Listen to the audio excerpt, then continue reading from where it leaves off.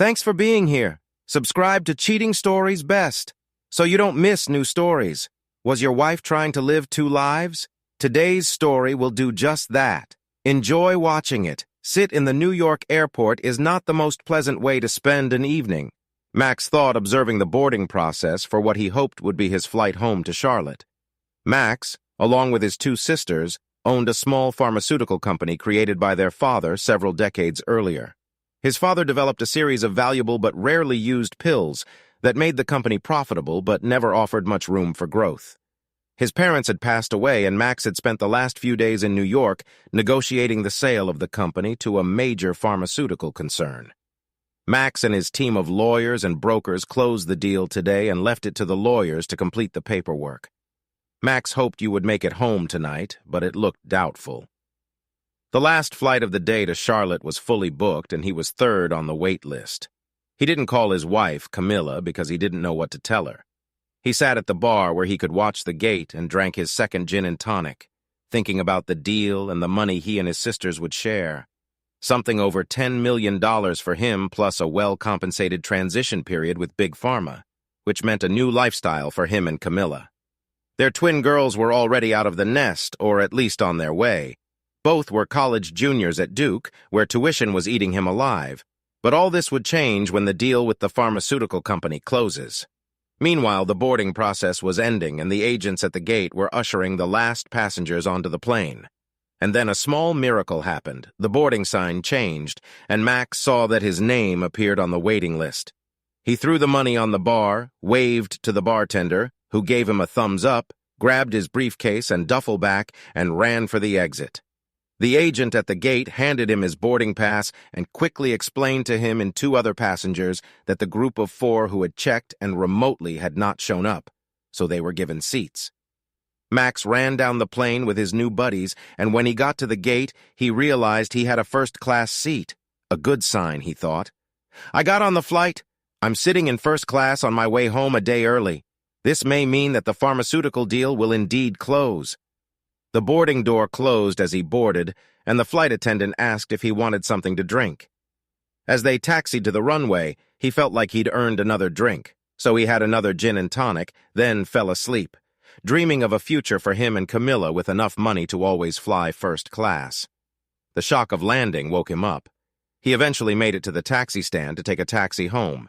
He had driven his pickup truck to the airport a few days earlier, but now he was exhausted, a little drunk, and it was really late. Too late to call Camilla to come get him.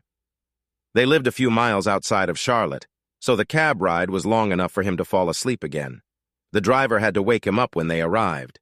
Max paid him, added a generous tip, and a little sluggishly got out of the taxi. It was a long, busy day and evening. He was already thinking about getting cozy in bed with Camilla when the taxi pulled away and he turned towards the house. What he saw stopped him in his tracks and woke him up completely. A gold Mercedes was parked in the driveway in front of his side of the garage. The car seemed like a very fashionable Mercedes, but then all Mercedes seemed fashionable to him. The house was dark by then, it was past midnight, and Max just stood there for several minutes. He had spoken to Camilla from his lawyer's office around noon, and she said nothing about late-night visitors. He tried not to think about the unthinkable, tried to create a happy scenario that would allow him to snuggle up to warm, sleepy Camilla in just a few minutes. However, his mind didn't work that way, so he slowly walked towards the door in the passage between the garage and the house. He unlocked it, entered the quiet house, and walked even more slowly through the kitchen and up the stairs to his and Camilla's bedroom. The bedroom door was open, apparently not expecting visitors, and Max stepped inside and then it closed. There was no other way to express it. His brain stopped working. He stopped breathing. Even his heart seemed to stop beating. He saw what he considered unthinkable. Camilla slept without clothes, spread out on her side of the bed, with one arm wrapped around the man who was also sleeping, even smiling slightly in his sleep. Max stood there for what seemed like an eternity, but eventually his brain started working again. He looked again at Camilla's hand lying across the man, and they both snored. This broke Max's heart. Until tonight, he had enjoyed listening to Camilla snore. She was snoring quietly, almost purring, Max thought. He thought her snoring meant she felt absolutely safe, deep in the peaceful sleep that came from sharing a bed and life with Max. He often fell asleep with that soft, purring sound in his ears. But now, he would never hear that snoring again, never sleep next to her again. Even with his heart broken, Max began to think again. He saw the man's clothes neatly folded, lying on the chair that Max had sat on hundreds of times. Smoldering rage began to flare up inside Max. He pulled up his pants and pulled out his wallet and car keys, then stopped to think a little more. He could get the tennis racket out of the bedroom closet and use it to beat the man up. He decided he could also beat Camilla. Both of these actions, while satisfying in the short term, could cause big problems for Max in the long term. Another idea began to form in his mind. He took out his cell phone to take some incriminating pictures. As the idea germinated and expanded, Max finished taking pictures and then collected all of the clothes and shoes. The man was a big guy. Max was 5 feet 10 inches tall and weighed about 160 pounds. The man looked at least 4 or 5 inches taller and perhaps 50 pounds heavier. A tennis racket may not have been a good idea, even in the short term. Taking his clothes and shoes in his hands, Max took one last look at his wife, his loving, beloved wife, the mother of his precious daughters, and hardened his heart against the love that had fueled him for more than 20 years. He left the bedroom, still without tears, and headed back down the stairs to the outside.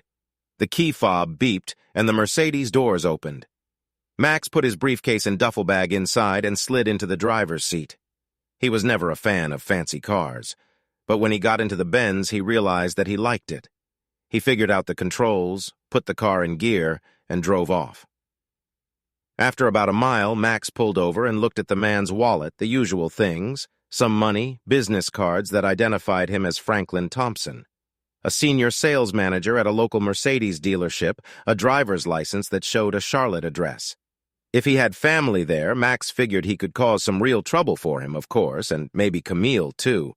But at the moment, Max was exhausted and headed to the nearest motel to get some sleep. Camille Atronder was a very careful person. She knew that she was not as smart as her husband, Max, but thanks to her caution, her affair with Franklin Thompson lasted almost 5 months without Max suspecting anything. Max was still in New York. She thought as she lay in bed with Franklin the next morning. He was good in bed, maybe not as good as Max, but out of bed he could not compete with her husband too much like a car salesman. She thought, coming to the conclusion that it was time to end this affair. Franklin was becoming too possessive. He wanted to spend the night with her, and she allowed it, but that would be the last time she did that. She planned to spend the rest of her life with Max, and to have a strange man in their marital bed, even if Max would never know about it, was still too disrespectful.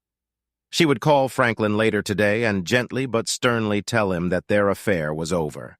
Then she headed to the shower. Back in the bedroom, she was getting dressed when Franklin returned from the shower with a towel around his waist. He stood there for a moment and then asked Camille, "Where did you take my clothes?" "What? I didn't move anything anywhere. Where are all your clothes? What are you all doing this evening? I folded them right here on this chair, but there are no clothes. Did you take them with you to the guest room? They must be here somewhere." "Ah, Mel," he muttered, heading back down the hallway to the guest room and then immediately returned. "Mel, there's nothing there. There's nothing here." His voice trailed off as he tried to comprehend the disappearance of his clothes. "Perhaps you left everything downstairs when we came in last night?" Camilla asked a little impatiently, thinking that they had both drunk too much the night before. "Mel, I'm sure I didn't. But I think I'll go take a look," Franklin answered, heading out of the bedroom. He quickly returned, running up the stairs. Camilla, my car's not there. My clothes are not downstairs. Someone was here last night, took my clothes, and stole my car. Ah, damn it. What's going on? I'm sorry. What?" Camilla tried to comprehend what Franklin was saying. How could his clothes and car go missing? The two of them stayed in the house all night. Could someone have gotten inside?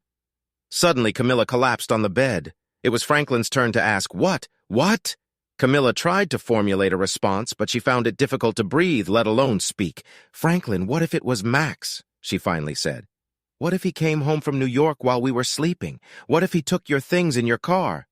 "Oh," Franklin said, collapsing on the bed next to Camilla. You need to find out where he is. It could be him. But if he's still in New York, that means some kind of burglar has broken in, which means we need to call the police. I have to get my things in my car back. Oh, damn, this car. If we call the police, they'll want to know who owns it, and it's in my wife's name for some damn tax reason. His voice trailed off as he imagined a future that could range from just bad to completely catastrophic. I'll call his office. His secretary arrives very early, and she must know where he is. Camilla took out her phone and dialed Max's office number, even though it was not yet 8 o'clock. Max's secretary answered immediately. Max Trump's office may help you. Hey, Sheila, this is Camilla. I know it's very early, and I'm not sure where Max is. He didn't call last night, so did you hear anything from him? Camilla, it's still early, and I know that the team in New York worked late yesterday. They'll probably start late today. I talked to Max yesterday around 6 o'clock, just before I went home. He said they were making good progress and might reach a deal today. That's good to hear. So, he's still in New York, right? Yes, I'm sure he is, and I expect to hear from him as soon as they all get back to the lawyer's office. Do you want me to ask him to call you? Yes, please, but only if he has time. I know how important this deal is. Well done. Bye. They hung up, and Camilla turned to Franklin. Max is still in New York, so we should probably call 911 and report a break-in in Carthaft. Camilla, what do we tell them? That your lover had his clothes stolen from your bedroom and his car stolen from your driveway. I mean, what the? We're really screwed here. Okay. I understand. Let's think about it. How about I take you home and leave you there? You dress up and report the thefts as if they happened there while your wife was taking the kids to school. Maybe you don't report stolen clothing. This may be harder to explain than a stolen car. Yes, except that yesterday I told my wife that I was going to Atlanta for a meeting about the numerous 80s S-class, and I wouldn't be home until noon. Okay, but we can wait until maybe noon when you'll be back anyway.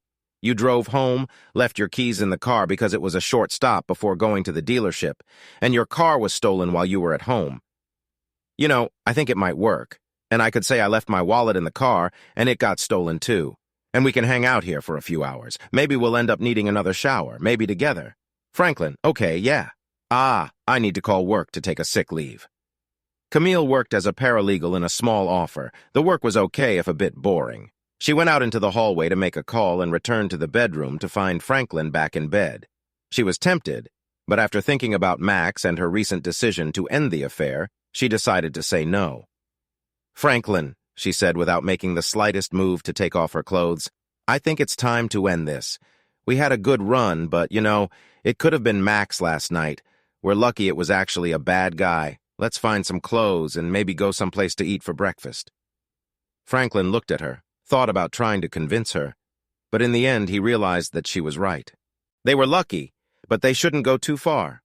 Yes, and with an inner smile, he remembered that another attractive middle-aged mother often came to the car dealership. Okay, I agree, it was a good run. So how about some clothes? It turned out to be not so simple. Franklin was 50 pounds heavier and 4 inches taller than Max. Camille finally found a pair of tattered old sweatpants that seemed to fit Franklin. After making a few V-cuts at the waist, she then tied some strings around his waist to hold up his sweatpants. She also found a sweatshirt that had turned pink when it was sloppily washed in the washing machine. She trimmed the sleeves and cut some more at the armholes, and Franklin had his outfit. She wanted to make a comment about the clown's clothes, but she just smiled slightly when she saw his face. They decided to watch TV until it was time to go to Franklin's house. Earlier that morning, around the time Franklin discovered his clothes and car were missing, Max pulled into the driveway of the address listed on Franklin's driver's license. He was a nice house with a small bicycle leaning against the wall of the garage. Max sat in the car for a while, thinking, wondering, but still without tears. His night at the motel passed quickly, and he didn't go out for a run until dawn. He was surprised that he didn't feel worse. Perhaps he was still in shock. He walked to the front door, took out Franklin's wallet with his driver's license, rang the bell, and a young woman who looked to be in her 20s, attractive but a little frazzled, opened the door. Max was wearing a suit that he had bought the day before in New York, a white shirt that now looked rumpled and no tie. He didn't look his best, but he hoped he didn't look threatening. He held up Franklin's driver's license so the woman could see it, and pointed at the gold Mercedes. Before he could say anything, the woman slammed the door in his face, but then opened it again a few seconds later, holding her cell phone in her hand. "I have 911 on my phone and I'm ready to press send if you don't tell me my husband is okay, ma'am. I have a photo on my phone of your husband and my wife in bed at night without clothes and fast asleep. To be honest, I don't think there's anything wrong with your husband or with my wife either. If you want to call 911, call 911, and I'll just wait in the car." They looked at each other for a moment until her face fell and she opened the door to let him in. She started to say something when they both heard Mommy from the kitchen.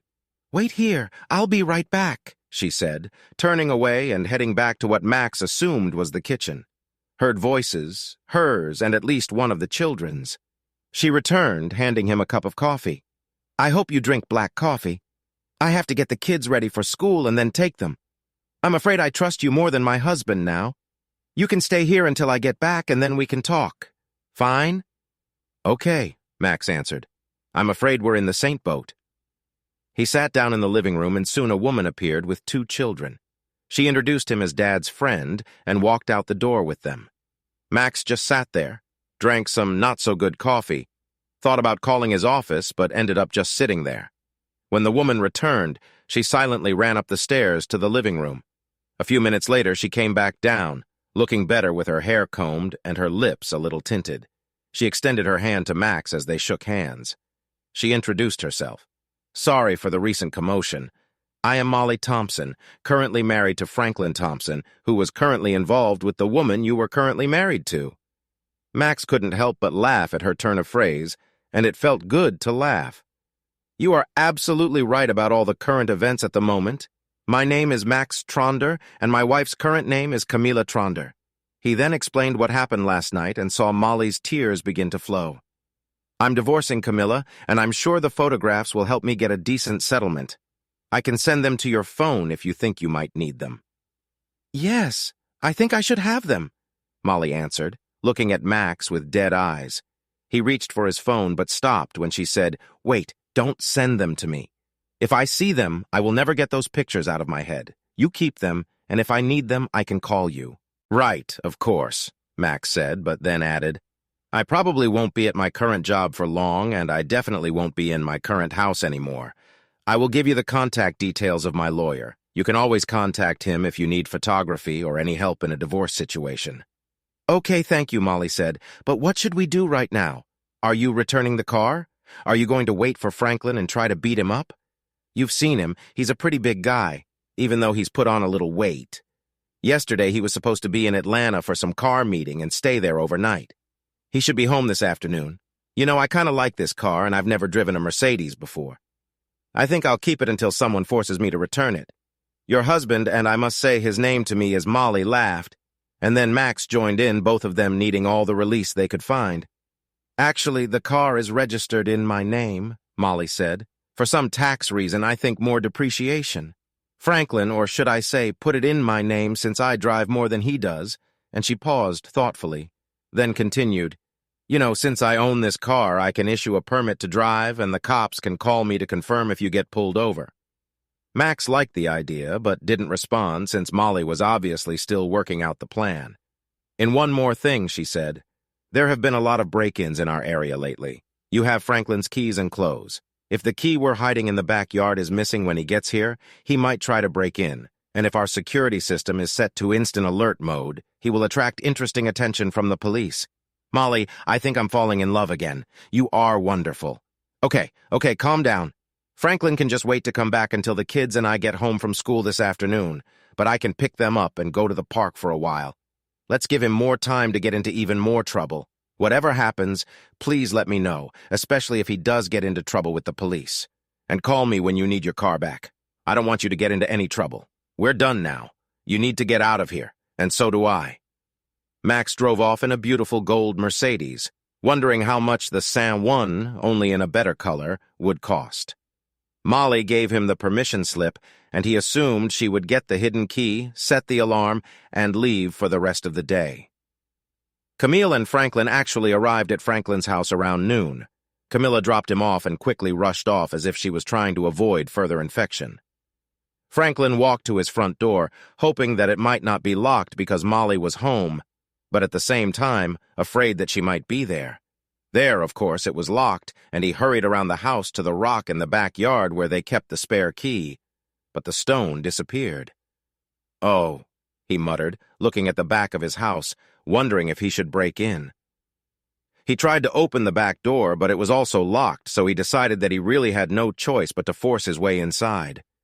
He looked at the windows along the back wall, wondering which one would be best to break. He stopped at the window into the family room. The window was the largest at the back, and breaking it would give him more room to enter the house. He broke a branch from the tree he was about to trim and examined the window. Since he was barefoot, he needed a way to get through the broken window glass, which he could break. He pulled 2 chairs from the back porch and placed them next to the window. He thought he could climb over the chairs to avoid the glass, and then just be careful when he entered the living room. A few deep breaths, and he was ready to go. Franklin threw a branch through the family room window, and it shattered with a satisfying crack, followed immediately, unfortunately for Franklin, by the wailing sound of the home alarm system siren. To make things even more unfortunate, a police car just happened to be driving down his street, as Molly had called the local police station that morning to complain about potential break-ins in their area. "Damn, damn, damn," Franklin muttered, trying to quickly climb over the chairs to get into the house and disable the damn security system, but not fast enough. "Police stop right there and slowly walk away from the house. Raise your hands up." Franklin looked back and saw 2 policemen with pistols. He did as he was told, and only cut his legs slightly as he climbed off the chairs and backed away. "Officers, I can explain," he began to say when one of the policemen put his hands behind his back and handcuffed him. The policeman ignored his attempt to explain himself and read out his rights. The policeman then asked if he wanted to say anything. Yes, this is my house, and I don't have a key, so I broke in to get some clothes and call my office." The cops were looking at Franklin's tracksuit, perhaps thinking clown clothes, when one of them asked them if he had any identification. No, not now. You see, I lost my car and all my clothes and stuff, and I just need to get inside so I can get some real clothes." "How did you lose your car, sir?" Well, last night I stayed at a friend's house, and this morning the car, wasn't there. It just wasn't." Have you reported a mysterious disappearance? Maybe you left it in a bar somewhere?" Franklin was stumped. He didn't want to reveal where he was or why he didn't report the car missing, but he also didn't want to go to jail for trying to break into his own home, and the handcuffs were really uncomfortable. Then he came up with a solution that might work. "You can call my wife, she can identify me, and perhaps you could take me to my office. I can ask someone there to help me get some clothes." He knew he'd put up with a lot of crap at the dealership, but it was a lot better than going to jail. One of the cops took Molly's phone number from Franklin and went to call her. Franklin could hear the police part of the conversation. "Ma'am, this is R.I. from the Charlotte Police Department. We're at the address he gave, and we have a man here who claims to be your husband. He tried to break into your house because he lost his clothes. And yes, ma'am, no, ma'am. Yes. Ma'am, we will, of course, do this. Thank you, ma'am." He turned back to Franklin. "The lady says her husband is in Atlanta, and anyone who breaks into her house must be a burglar. She hopes we throw you in jail and throw away the key." But Franklin was almost crying as the cops led him to their patrol car to take him to the station. And Camilla, she arrived at her office half a day late, but she would make up for lost time, still thinking about Max, since she still hadn't heard from him. She called his cell phone, but no one answered. She then called his office again. "Hello, Sheila. Camilla again. I'm starting to get a little worried about Max, since I still haven't heard anything from him." "And you?" "No, I have nothing new. I guess this means he's still in New York with the lawyers, but it's really not like him to not call. You do seem a little worried, so I'll call there and check on him, and either he or I will call you back in a few minutes." "Fine. Thank you, Sheila. You are the best secretary in the world." A few minutes later, Camilla actually received the call back. "Camilla, this is Sheila. I talked to one of the secretaries at the law office, and she said Max left late yesterday, hoping to catch the last flight to Charlotte. So I called Max on his cell phone to check on him. I did talk to him, and he asked me to tell him that he would call later." "Fine. Thank you, Sheila," she said, disconnected. A snake began to grow in the depths of her stomach. Max hung up after talking to Sheila. He was driving a gold Mercedes to see a divorce lawyer recommended by Fred Thomas, his longtime business lawyer. He trusted his business lawyer and hoped he could trust his divorce lawyer. "Mr. Thunder, please take a seat. Miss Reinhardt will be with you in a minute," the secretary told him. He sat down, somewhat reassured by the lawyer's office. No expensive furniture, but not cheap-looking either. Before he had time to worry further, a 50-year-old, somewhat plump lady with obviously dyed red hair entered the waiting room. "Mr. Thunder?" Max stood up and nodded, and she continued, "I'm Anna Reinhardt.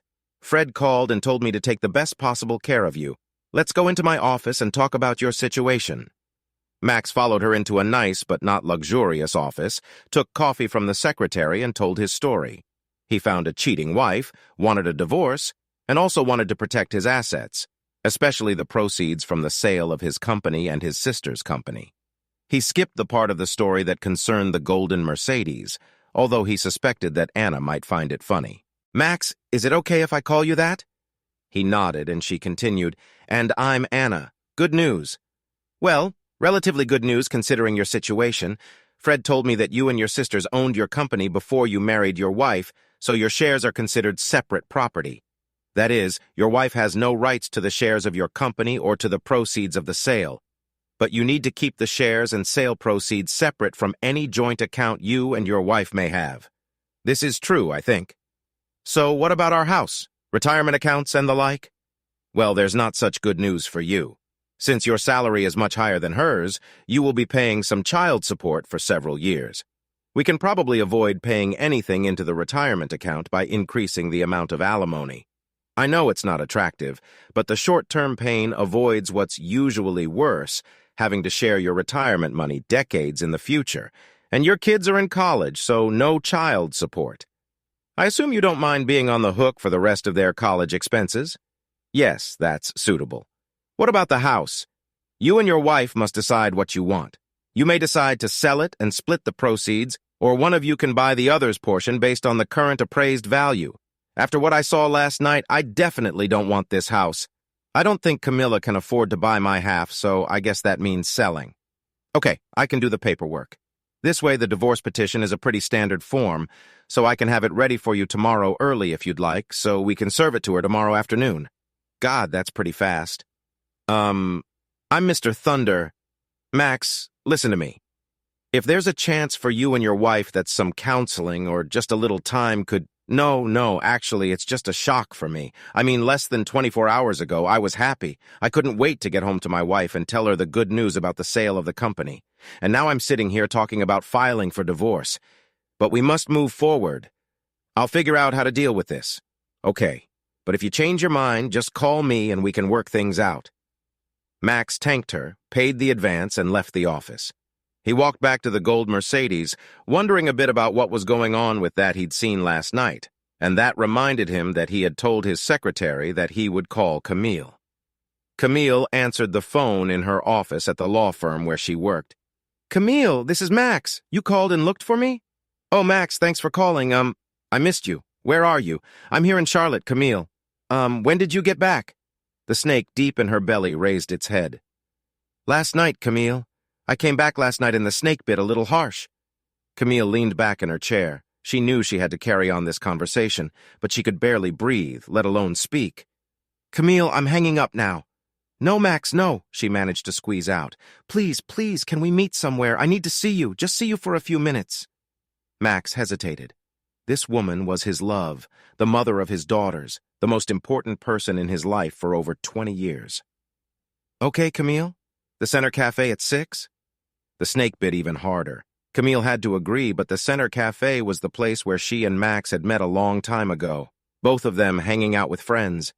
Since then, this cafe had become a special place for them, and now she was afraid.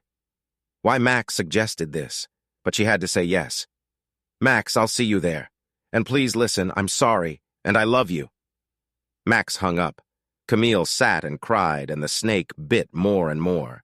Camille came to the cafe early. Max was not there yet. She ordered a glass of wine and sat there thinking about what a terrible person she was. Her first real intimate experiences were with big, strong football players in college. She played around in high school, but it took those college football players holding her down, making her feel helpless. When Max arrived, She thought she had overcome this need to feel helpless. Max was everything she needed, strong and bad, loving, a great father to the girls, a good provider. That would have been enough if it weren't for the plane ride back to Charlotte from the West Coast. Max was visiting some pharmaceutical company trying to sell a new drug, and she accompanied him for the weekend before his meetings began. Flying home alone on an overnight flight, she sat next to a large man, the coach of what turned out to be a local NFL team. They chatted, drank too much, and she fell asleep with her head on a shoulder. She woke up with his hand between her legs, under her skirt. Now, thinking about that night, she knew she should have screamed or at least pushed his hand away, but no, Camilla didn't do that. In the feeling of guilt, she didn't remember feeling guilty, only relief that Max didn't return until later that week when she and her body had recovered. They had a feeling of guilt. This coach only worked in Charlotte for one season, and Camille might have become a faithful wife again if he had not introduced her to a forward from the practice squad before leaving.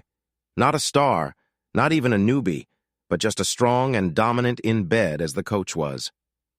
Camilla was actually grateful when she was assigned.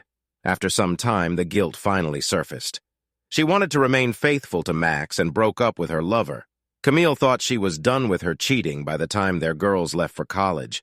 She loved Max dearly and enjoyed the extra time they had together when the girls were away. But the snake slithered, and when Max did something nice for her. He told her it was time for her to get a new car, a luxury car that she should choose, and unfortunately, she decided to go to the Mercedes dealership where she met Franklin Thompson. He didn't sell her Mercedes, but he pushed all the right buttons to get her into bed, and she knew it was wrong. Wrong also because Franklin wasn't that good in bed. She had gotten away with her previous affairs and thought the marriage was intact, but now she and Max loved each other more than ever, and she wanted to be faithful. This was the right thing and not have anything with a big idiot. Letting Franklin spend the night in his marital bed would have been a terrible mistake, even if Max hadn't discovered them. But she had let him, and now she feared the terrible price she might have to pay. "Hello, Camilla." Camilla looked up and saw Max standing there. He looked much older than he did before he flew to New York, and she knew it was her fault. The snake in her stomach continued to bite. "Hi, Max. Thank you for being here. I don't even know how to begin to say how sorry I am." "Can I ask a few questions?" he said, sitting down. "Oh, Max, please no. If we have any chance, questions and answers will simply kill that chance. Max, we should run away just for a few days to some island in the Caribbean where we can be reunited, where we can hug each other, where—" "Camilla, please, you're delusional. If you can't answer my questions, I'll get up and leave now." The snake continued to bite, but Camilla knew she had to endure the pain and let Max vent the way he wanted. Maybe, just maybe, he could come out the other side of his anger to some kind of reconciliation. "Okay, Max, ask me anything. Do you know what time I got home last night?" Strange question, she thought. No, not really. It had to be after she shut up. She knew what his next question would be, and it was. "And do you know what I saw when I got home? When I went upstairs to our bedroom? Or should I say, what used to be our bedroom? Yes, Max. I know what you must have seen, and I know it must have been one of the worst things you've ever seen in your entire life. And I know it's entirely my fault that you saw this, and I'm begging you to please listen to me, Max. I'm sorry, so sorry that I won't fight the divorce you want if you want." "Shut up, Camilla. Next question. How many men have there been since we got married? If you're lying, if I think you're lying, I get up and leave." Camilla's first thought was to lie. The second thought was that lying was too risky. And the third thought was that the marriage was probably over anyway. 3, Max. 3 men, whom I now regret having ever met. I think I can see in your eyes that our marriage is over, and I understand it. You deserve someone better than me. I'm willing to do almost anything to give us another chance. But I understand if you don't want anything to do with me anymore. Call the lawyer, Camilla. Tomorrow you will be served with divorce papers." Max got up and left. Camilla sat there, too stunned to even cry at first. While she was thinking about what Max had just said, the snake in her stomach bit hard and she actually started crying. Max walked out of the cafe, remembering how he and Camilla first met there decades ago, and wondering if this meeting would be the last time they ever had any kind of intimate conversation.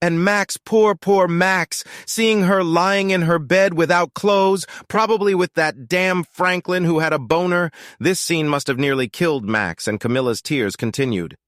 Finally, the waitress came over and asked if she needed to go to the restroom. Camilla choked back her sobs and managed to say no. "Thank you." She paid the bill and left, so it's no longer be her home. When she got there, she found some gin, just the wrong amount. Not enough to make her pass out, but too much to help her figure out how to get Max back. After she drank it all, it helped her fall asleep, hoping for some miracle that would bring Max back to her. Max was sitting in the bistro at 11 o'clock the next morning when his daughters entered. He reviewed and approved the draft divorce petition early in the morning, then drove 2 hours from Charlotte, using that time to figure out how and what to say to Jane and Joan. But first, everything is as usual, hugs and kisses, how is school, how is work, food ordered and eaten, plates cleared, and then finally real conversation. "Dad, we know something is wrong," Joan began. "You look a little sick. Are you here to tell us you have cancer or something? And if so, where is Mom?" "Girls, yes, I have really bad news, but nothing physical. No one is going to die." "And it's Mom," Jane interrupted. "She did something terrible. Oh my God, did she run off with one of her firm's lawyers? A young, strong body that Joni or I should be chasing?" Both girls burst out laughing, taken aback by the absurdity of the idea until they saw that their father was not laughing. "Dad, no, not Mom, no." Joan couldn't finish her fear out loud. "Girls, listen to me carefully. Yes, Mom changed. She cheated on me. But that doesn't mean she cheated on you." "Girls, yes, that's right, Daddy," Joan said through tears. "If her cheating is destroying our family, then yes, she cheated on us just as much as she cheated on you." Both girls cried, and then Max started crying too. The girls stood up and tried to hug their dad and hug each other at the same time. "Dad, let's get out of here," Jane said. "There's a park about 2 blocks from here, and we'll have more privacy there." People were staring a bit, so Max quickly paid the bill, and they walked into the park, a girl on each side of him, all of them holding each other. "Tell us, Dad," Jane said after they found a bench to share. "We deserve to hear how bad it is." "You know Shaq, right?" Joan intervened. "We are quite mature and can handle this." "I'm the way here. I was racking my brains over what to tell you," Max began. "I agree, you were both adults, and yes, you were right. Your mother did cheat on all of us. I'm afraid I found my mother at home in her bed with another man, and she later admitted that there had been other men before him. I think I'm still in a bit of shock, but I know that she and I won't be able to recover from this. I've already talked to a divorce lawyer, and Mom is getting a divorce petition today. More tears, and then finally silence as they all thought about the news and what their future would be like. Girls, no matter how bad it is, you need to put yourselves into your schoolwork first. I have enough money to pay for your senior year here at Duke, and if either or both of you want to do graduate work, I suspect I can find some money for that too. But there is a quid pro quo here." They looked at him. "What did he mean?" "I'm happy to pay for your education, but I expect you to work hard and get good grades." "Yes, but what Mom did make it difficult to concentrate on school," Joan said. "But you told me that you were adults, and real adults, mature, disciplined people can handle such adversity, right?" They looked at each other, cried again, and hugged him. Yes, Daddy, you are the best, and we absolutely positively will not let you down." Joan encouraged him while Jane looked thoughtful. "Dad, Joan is right. We won't let you down. But what about you? Will you be okay? What are you going to do?" "Well, you can think about a lot in a 2-hour drive. First, I want you both to know that what you said does not surprise me at all. I know you will continue to do well in school, and I will continue to be proud of you. As for me, what my mother did beat me up pretty bad. I could crawl into a hole and just, suffer, feel sorry for myself, try to find a way to make peace with your mom. But I realized that this doesn't suit me. I've spent my entire adult life caring for other people. When I started working for my grandparents' company, I took care of them, and then after they left, I took care of my sisters as they own their shares in the company. And then I took care of my mom, and I took care of you girls. It sounds like I'm complaining, but I'm really not. The company will soon be sold, and this will relieve me of responsibility for my sisters. Camilla left, and you guys. I promise that I will be happy to take care of you to help you start your adult life. So what? 2 home runs out of 3 in terms of the women in my life? Not bad at all. That leaves me, and guess what? I look at this whole story with betrayal and divorce, not as the worst thing in my life, but as a chance to start a new life. A whole new life dedicated to caring for one person, me. Fine, Dad, really. I mean, if you really mean what you say, that's great, Joan said. Jane was a little more skeptical. Dad, what does all this really mean? New life? What work? For another pharmaceutical company? Are you buying a farm? What a good question, and I really don't have a good answer. No details yet, but this new life will be physical. I'm going to run marathons, climb mountains, swim across the Atlantic, climb the Alps, go on safari. I have a million things I'm going to do, and guess what? While I'm doing these things, I might meet a nice woman doing the same thing, and who knows? Damn it. Dad, this is amazing. Both girls looked at him with their mouths open. This was their father, not some enterprising stallion. Did you really come up with all this while driving here from Charlotte? Asked Jane. Well, yes, partly, but besides, I didn't sleep much, and different ideas were spinning in my head. I mean, I could start drinking and feeling sorry for myself, but instead, I'm going to make the best of this mess. Trust me, I'll be fine. Max left his girls with more hugs and kisses and tears as he headed back to Charlotte, still in the Gold Mercedes. As soon as Max left, the girls called their mother on the phone. Hello? A creaky voice answered the phone in the Troner's house. Mom, this is Joan and Jane. He had breakfast with Dad and he told us some terrible news. What did he say? Camilla's voice trembled. Well, divorce was a terrible word and the reason was your betrayal. Dad gave us a little more detail, but that's basically it. This is true. Oh, girls, this is difficult. He and I have been married for a long time, and this mistake. Yes, I made a big mistake. Well, more than one, actually, but I'm sure we can get through it. I just need to give your father some time, too. Mom, Joan interrupted. Listen, Dad said divorce. He didn't talk about fixing the error, Mom. He was talking about cheating. Well, yes, technically he's right, but that doesn't mean we can't fix it. I told him I would do anything. Mom, it was Jane's turn to interrupt. I think you're delusional. He told us that he had already met with a divorce lawyer. He actually said there was no turning back for you, too. Joan and I don't want to take sides, but you have to understand reality, tormented breathing on the other end of the line. Joan and Jane looked at each other. Should they have gone to Charlotte? Finally, Camilla spoke not much louder than a whisper. I know. I screwed up and ruined my marriage. I think your father hates me, and he's right. I've done disgusting things. He told me to hire a lawyer, and he was right about that, too. I'm sorry, girls. I know it's terrible for you, too. Mom, don't worry about us, Joan said.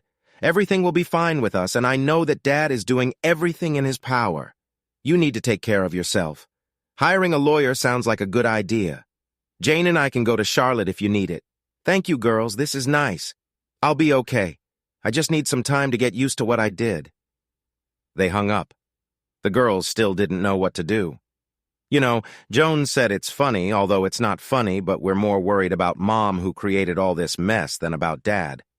They talked some more, eventually deciding not to go home but to let their parents deal with each other without their daughters interfering. Camilla sat in her home in Charlotte, a little hungover from the gym she had drunk the night before and more than a little depressed.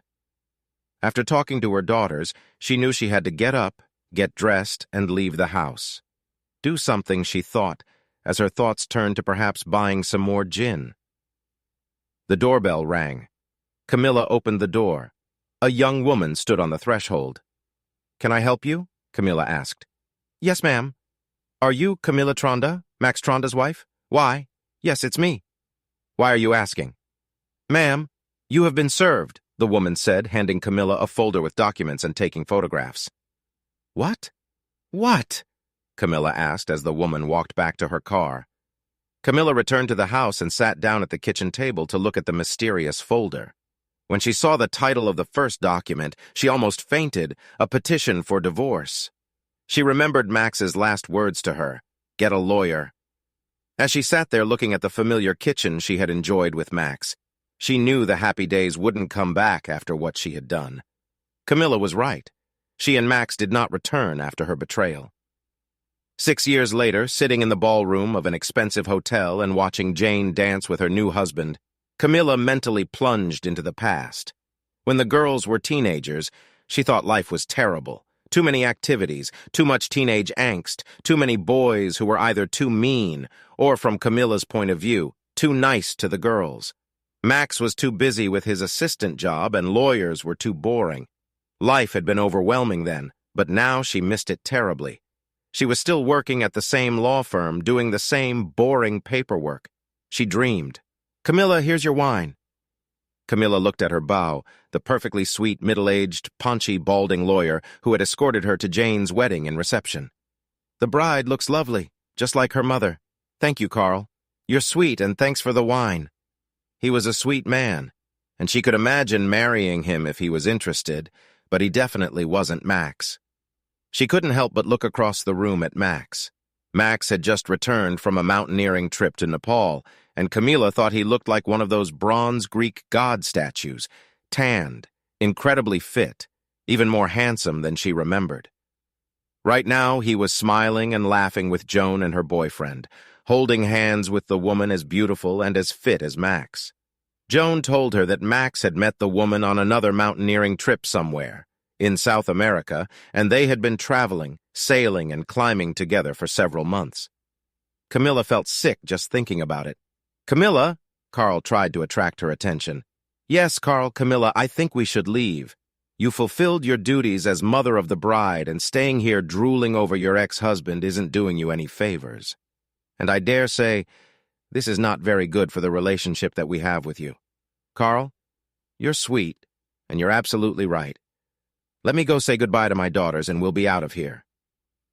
Camilla hugged and kissed her daughters, wished the newlyweds all the best, and as hard as it was for her, ignored Max and his two cute girlfriends. Max actually saw Camilla as she left the hall and felt a slight pang of sadness for their old times together. While he was watching her, Joan asked him a question. "Sorry, Joan. What were you saying?" "Daddy, remember that strange-looking gold Mercedes you were driving when you, Jane? And I had breakfast that morning when you came to visit us at Duke? What happened to that car?" "Ah, Joan, that's a whole story that I won't bore you with. Let me just say that I borrowed this weird gold Mercedes from a friend and ended up giving it back to her. I think she sold it. It was truly an unlucky car." And Max turned to his friend to talk about their next trip to the mountains. Today's hero did exactly that. What would you do in this situation? Write your answer in the comments. See you in the next video.